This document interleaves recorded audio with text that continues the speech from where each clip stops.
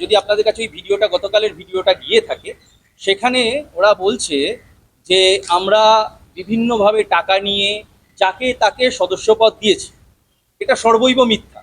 কারণ আমরা 2018 সালে যখন এই ম্যানেজার্স গিল্ডের দায়িত্বে আসি, তারপরে আমরা আমাদের যে আমাদের সংবিধান রয়েছে সেই সংবিধান অ্যামেন্ডমেন্ট করে আমরা কিছু চেঞ্জেস আনি। সেটা কীরকম? সেটা হচ্ছে, দেখুন, আগে বিগত দিনে হয়েছে যাকে তাকে ধরে মেম্বারশিপ কার্ড দেওয়া হয়েছে, কিন্তু আমরা আসার পর একটা মিনিমাম যেটা দরকার, একটা ম্যানেজার হতে গেলে যেটা দরকার, সেটা হচ্ছে দু কলম ইংরেজি লেখা, একটু কম্পিউটার জানা, একটু পড়াশুনো জানা, অন্তত গ্র্যাজুয়েট হওয়া। এই জিনিসগুলো আমরা অ্যামেন্ডমেন্ট করি। এবং এটা করার পর যার ফলে কি হয়, যখন এই ধরনের ছেলেরা এসে আমাদের কাছে বলে যে আমাদেরকে কার্ড দিতে হবে, তখন আমরা সেটা কি করি, যে আমরা জিজ্ঞাসা করি প্রথমেই যে তোমাদেরকে গ্র্যাজুয়েশন আছে কিনা, তোমরা কম্পিউটার জানো কিনা, তোমরা ইংলিশে দু কলম লিখতে পারো কিনা। যখন দেখি তারা সক্ষম নন, স্বাভাবিকভাবে আমরা সে কার্ড তাদেরকে দিইনি। এবং সেই মিথ্যাচার যেটা করছে যে আমরা কার্ড বিক্রি করেছি, এটা সর্বৈব মিথ্যা। আপনারা দেখতে পারেন, আমাদের তো মানে অফিস আছে, সেই অফিসে আপনারা আসতে পারেন, দেখতে পারেন। এটা গেল 1 নম্বর। দ্বিতীয় নম্বর, এই অ্যামেন্ডমেন্ট করার পর আমাদের উপর বিশালভাবে চাপ আসতে থাকে। বিগত সরকারের যারা ছিলেন এখানে, তারা ভীষণভাবে বিভিন্নভাবে চাপ দিতে থাকেন যে আমাদেরকে এই অ্যামেন্ডমেন্ট পরিবর্তন করতে হবে, এবং পরিবর্তন করে সেই নতুন যাকে খুশি আমাদেরকে কার্ড দিতে হবে, ওনাদের অঙ্গুলি হেলনে যারা চলে তাদেরকে কার্ড দিতে হবে। আমরা সেটা প্রত্যাখ্যান করি। এবং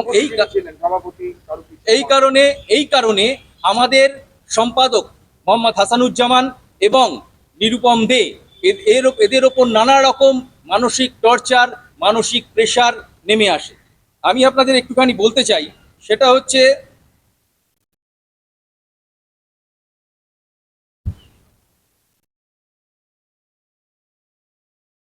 হচ্ছে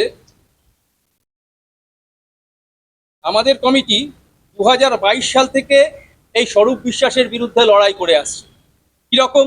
আমরা দুটো লড়াই করেছি, সাংগঠনিক এবং অর্থনৈতিক। ফেডারেশনের সংগঠনে যে গণতন্ত্র ছিল না, সেটা ব্যক্তিকেন্দ্রিক, অর্থাৎ সমস্তটাই স্বরূপ বিশ্বাস কেন্দ্রিক একক নির্দেশনায় চলতো। তার বিরুদ্ধে আমাদের ইউনিয়ন সর্বৈব সমস্ত সময় প্রতিবাদ করেছে। এবং আমাদের যে সম্পাদক হাসানুজ্জামান এবং আমাদের নিরুপম দে ওরফে বাবাই প্রতিবাদ করে এসছে। অর্থনৈতিকভাবে মারাত্মক রকম তছরূপ হয়েছে আমাদের এইখানে এই ফেডারেশনের অফিসে।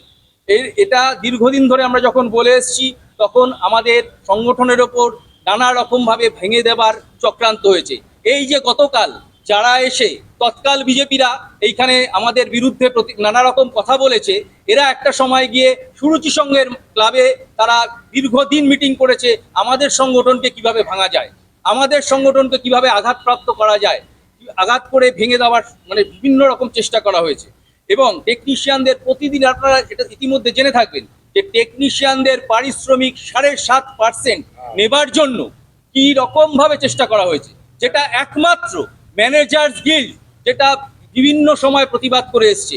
আমরা বারংবার বলেছি একটা কথা, যে আপনি মেল করুন, এবং সেই মেল প্রডিউসারের কাছে যেতে হবে, চ্যানেলের কাছে যেতে হবে, আমাদের কাছেও আসতে হবে। কারা কারা পাবে সেই 7.5%, কারা কারা দেবে, আদৌ দেবে কিনা, দিলে কেন দেবে, কোথায় যাবে সে টাকা, আমরা এই প্রশ্নটা করেছিলাম এবং রেখেছিলাম।